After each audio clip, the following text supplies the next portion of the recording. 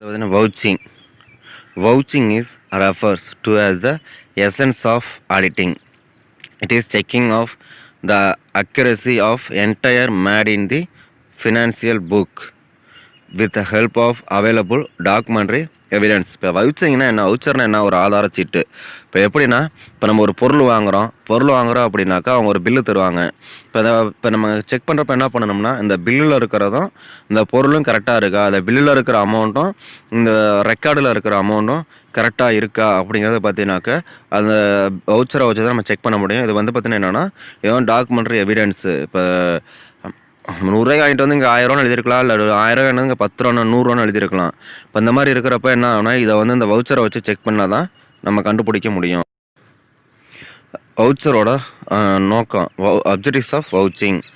First ஒன்று பாருங்கள், to verify that all transaction recorded in the books of accounts are supported by documentary evidence. இந்த document வச்சு என்ன பண்ணணும், எல்லா ரெக்கார்டும் ஃபைல் ஆயிருக்கா அப்படிங்கிறத பார்க்கணும். அடுத்தது பார்த்தீங்கன்னா, to see that no fraud or error has been committed while recording the transaction. இதில் ஏதாவது மிஸ்டேக் ஆகிருக்கா, இல்லை ஃப்ராட் பண்ணியிருக்காங்களா அப்படிங்கிறத பார்த்தீங்க அப்படின்னாக்க இந்த வவுச்சரை வச்சு நம்மளால் செக் பண்ண முடியும். ஏன்னா வவுச்சரில் ஒரு அமௌண்ட்டும் ரெக்கார்டில் ஒரு அமௌண்ட் இருந்தால் தானே எதாவது மிஸ்டேக் ஆகிருக்கும், அது நடந்திருக்காங்க தான் செக் பண்ணிக்கணும். அடுத்து பார்த்தீங்கன்னா third one, no transaction has been recorded which does not relate to the business. அதாவது டிரான்சாக்ஷன் வந்து ரெக்கார்ட் ஆகாமல் இருக்கா, இல்லை வேறு டிரான்சாக்ஷனை பதிவு பண்ணியிருக்கிறாங்களா அப்படிங்கிறத பற்றினா இந்த வவுச்சரை வச்சு தான் நம்மளால் செக் பண்ண முடியும். இப்போ ஃபோர்த் ஒன் பாருங்கள், every transaction recorded has been adequately authenticated by the responsible person. இப்போ இதோட இது டிரான்சாக்ஷன் எல்லாமே அப்படின்னா கரெக்டாக பண்ணியிருக்கிறாங்களா, இங்கே யார் பண்ணணும் அப்படின்னா அக்கௌண்டன்ட் தான் கரெக்டாக பண்ணணும். அக்கௌண்டன்டால் ரெஸ்பான்சிபிள் அந்த இதுக்கு சம்மந்தமானவங்களால் பண்ணிருக்காங்களா செக் பண்ணணும்.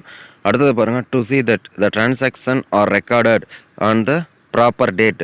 அந்தந்த டேட்டில் டிரான்சாக்ஷன் நடந்த டேட்டில் ரெக்கார்ட் பண்ணியிருக்கிறாங்களா, இல்லை டேட்டை மாற்றி பண்ணியிருக்காங்களாங்கிறத பார்க்கணும். நெக்ஸ்ட் ஒன் பாருங்கள், in recording the transaction whether proper distinction is made between capital and revenue item. அதை ரெவன்யூவில் வந்து கொண்டு இப்போ ரெவன்யூலையும் கேபிட்டலோட தான் கேபிட்டலில் கொண்டு காமிச்சிருக்கிறாங்களாங்கிறத செக் பண்ணணும். இப்போ கேபிட்டலுங்கிறது பார்த்தீங்கன்னா அசட், இதெல்லாம் பார்த்தீங்கன்னா கேபிட்டல்.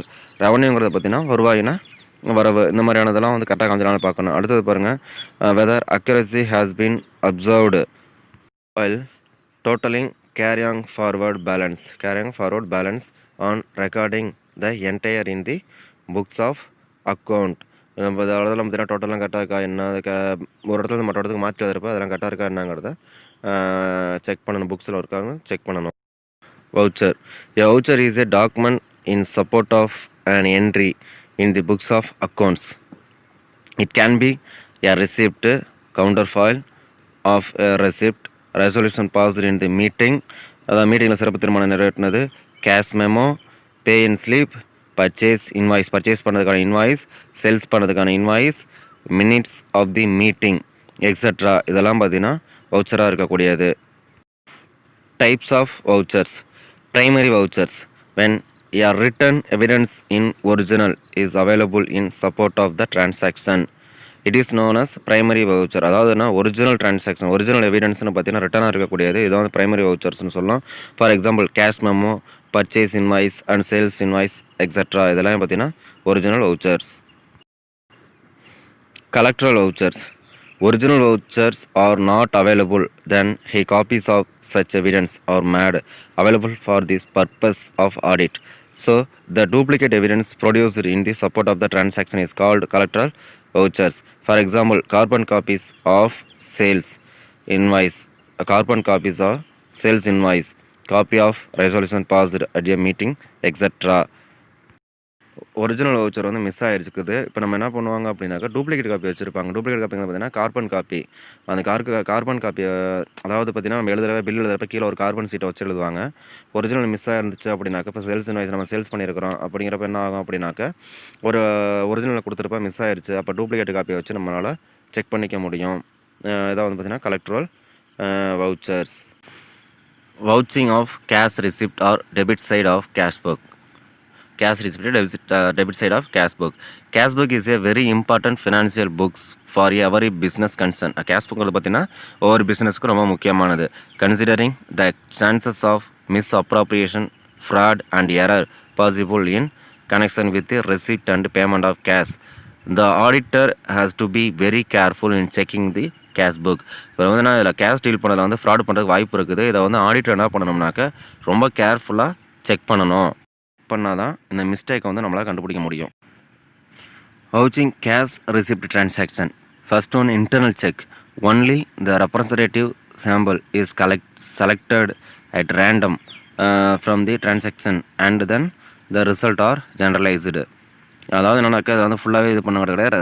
சாம்பிளில் ரேண்டமாக ஏதோ இங்கே ஒன்று இருக்குது அங்கே ஒன்று இருக்குது அதை எடுத்து செக் பண்ணால் கரெக்டாக இருக்கா இல்லையாங்கிறத பார்த்தோம்னாவே ஓரளவுக்கு நம்மளால் கரெக்டாக இருக்காங்கிறத கண்டுபிடிக்க முடியும். அடுத்து பாருங்கள், comparison of the rough cash book. With the cash book are usually cash receipt are entered in the rough cash book or daily before the are entered in the cash book. Third one பாருங்க, control over the receipt of cash book. அதில் ஒன்று first point பாருங்கள், all the receipt are a printed form. இதில் எப்படி இருக்கணும்னா printed ஃபார்மில் இருக்கணும் receipt. The system is to be examined to find out whether counter file receipt or carbon copies are use to the evidence. அதாவது எல்லா carbon copy வச்சு எவிடன்ஸாக use பண்ணிக்கலாம். All the receipt and receipt books should be separately and the consequently numbered. இதெல்லாம் பார்த்தீங்கன்னாக்கா எல்லா இதுவும் செப்பரேட்டாக வந்து இருக்கணும். புக்கை பொறுத்தவரைக்கும் செப்பரேட்டாக இருக்கணும். அதை பார்த்தீங்கன்னா சீரியல் நம்பர் போட்டிருக்கணும். நான் கரெக்டாக ஆர்டர் படி நம்ம வச்சுருக்கணும். அடுத்தது பார்த்திங்க அப்படின்னா பர்டிகுலர்ஸ். அது குறிப்பாக என்ன இருக்கணும்னா லைக் டேட் இருக்கணும், அதில் அமௌண்ட் இருக்கணும், நேமு எக்ஸட்ரா அந்த மாதிரி எல்லாமே சீரியல் நம்பர் இது எல்லாமே இருக்கணும். அந்த receipt should be compared with the given the cash book. Cash புக்கில் இருக்கிறதும் இந்த ரிசிப்டும் கரெக்டாக இருக்கா அப்படிங்க செக் பண்ணால் தான் நேமு டேட்டு அதில் பர்டிகுலர்ஸில் என்னென்ன தேவையோ அவ்வளோவுமே அந்த இதில் வந்து நம்ம ஃபில் பண்ணியிருக்கணும். நம்ம அதை வச்சு நம்ம ஈஸியாக செக் பண்ணிக்க முடியும். அடுத்து பாருங்கள், if the sudden entries in the cash book which are not supported by proper vouchers there should be specifically checked. இது ப்ராப்பராக வந்து செக் பண்ணணும். All the receipt should be signed in the responsible officer. இந்த எல்லா ரெசிப்ட்டும் வந்து அதோட officer, அதாவது அதுக்கு உரிய ஆஃபீஸரால் சைன் பண்ணுறான்னு பார்க்கணும். Unused receipt book should be kept in safe custody. இப்போ யூஸ் பண்ணாமல் இருக்கிறதெல்லாம் பார்த்தீங்கன்னா பாதுகாப்பாக நம்ம வச்சுக்கணும்னா கிளிஸ்ட்டு போயிட்டு அதை ஃபில் பண்ணுறதுக்கு வாய்ப்புகள் நிறையா இருக்குது. அதனால் அதை பாதுகாப்பாக வச்சுக்க வேண்டியது நம்ம கடமை. The method of depositing the daily receipt into the bank should be examined and made compulsory. இப்போ பேங்க் வந்து டெபாசிட் பண்ணதெல்லாம் கரெக்டாக இருக்காங்கிறத அதை கரெக்டாக நம்ம பாதுகாத்து செக் பண்ணிக்கணும். Usually the pay in slip books are used for these. அடுத்தது பார்த்தீங்கன்னா the opening balance of cash receipt will the closing balance of the last year. So it should be verified with last year auditor balance sheet. அதாவது வந்து நம்ம audit பண்ணுறப்ப last இயரில் check பண்ணின அந்த balance ஷீட்டை வச்சு பேலன்ஸ் ஷீட்டை எடுத்து விவசாயம் நம்ம செக் பண்ணுறதுக்கு வந்து கேஷ் ரிசிப்ட் இதில் உள்ளபடி கரெக்டாக இருக்கா அப்படிங்கிறத வந்து நம்ம செக் பண்ணணும். அப்படி செக் பண்ணால் தான் நம்மளால் வந்து எல்லாமே கரெக்டாக இருக்காங்கிறத நம்ம கண்டுபிடிக்க முடியும். ஏன்னா இப்போ லாஸ்ட் இயரோட கண்டினியூஷன் தான் இந்த வருஷத்தோட ட்ரான்சாக்ஷன்ஸ். ஸோ அதனால் அதையும் நம்ம செக் பண்ணணும். இதுக்கப்புறம் கேஷ் சேல்ஸ் நடந்திருக்கிறது. Salesman at the counter should not have any authority to deliver the goods or to receive cash from the customer. எந்த ஒரு அத்தாரிட்டி இல்லாமல் வந்து அவங்க சேல்ஸ் பண்ணிருக்காங்களா அல்லது கேஷ் ரிசீவ் பண்ணிருக்காங்களாங்கிறத செக் பண்ணணும்.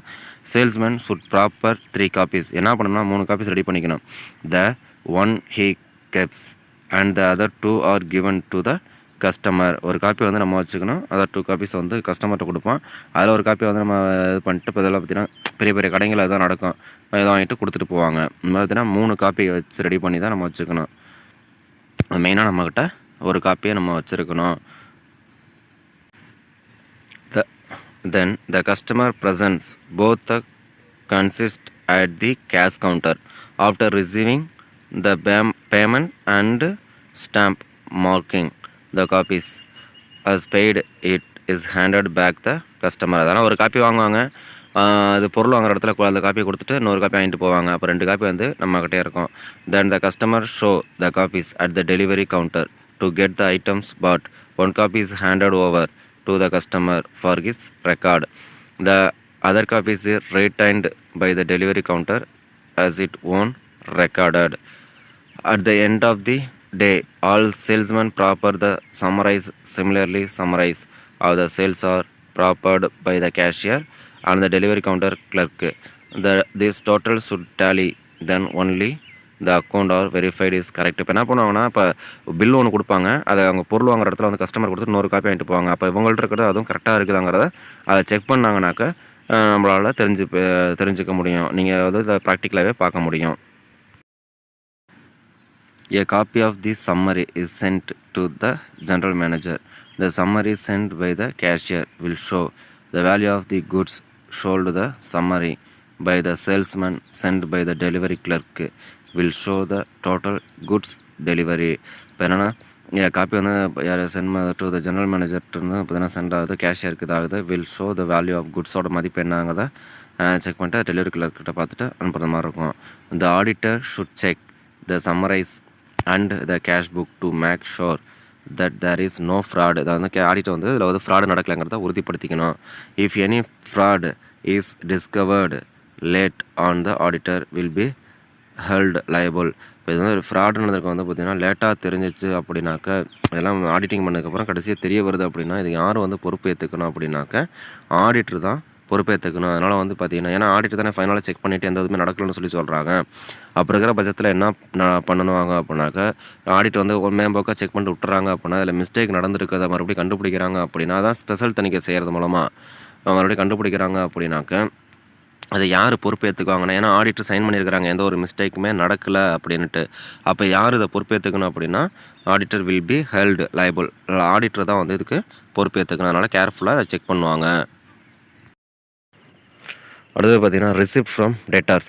It is the internal check when cash is received from debtors. Debtors வந்து கேஷ் ரிசீவ் பண்ணுற நம்ம சேல்ஸ் பண்ணுறப்போ அவங்க வந்து டெட்டார்ஸ், அவங்கள்ட்ட நம்ம கேஷ் ரிசீவ் பண்ணுறதுக்கான காமிக்கணும். A cash memo is issued and a counter file or carbon copies of such cash memo is retained by the receiving clerk. A fraud can be committed by writing a less amount than what is actually received in the counter file. இப்போ என்ன பண்ணியிருப்பாங்க அப்படின்னாக்கா, இப்போ டெட்டார்ஸ்ட்டை கொடுத்துருப்பான், கடனை கொடுத்துருப்பான், அவங்க 10,000 வாங்கியிருப்பாங்க, வாங்கிக்கிட்டு வந்து பார்த்தீங்கன்னா பணம் கொடுத்துருப்பாங்க. அப்போ அதில் பார்த்தீங்கன்னா 5,000 காமிக்க முடியும், இல்லாட்டி ஒரு சைபரை கட் பண்ணிவிட்டு 1,000 சொல்லிட்டு கூட வாங்கணும்னு கணக்கில் எழுத முடியும். அப்போ வந்து பார்த்தீங்கன்னா அந்த கவுண்டர் ஃபைலில் அந்த இதை வச்சு தான் நம்ம செக் பண்ண முடியும், அவங்கள்ட்ட வாங்கினதை பில்லை வச்சு. அப்போ வந்து இருக்கா இல்லையாங்கிறத கரெக்டாக செக் பண்ண முடியும். இல்லாட்டி கம்மியான அமௌண்ட் எழுதிட்டு ஏமாற்ற வாய்ப்புகள் அதிகம்.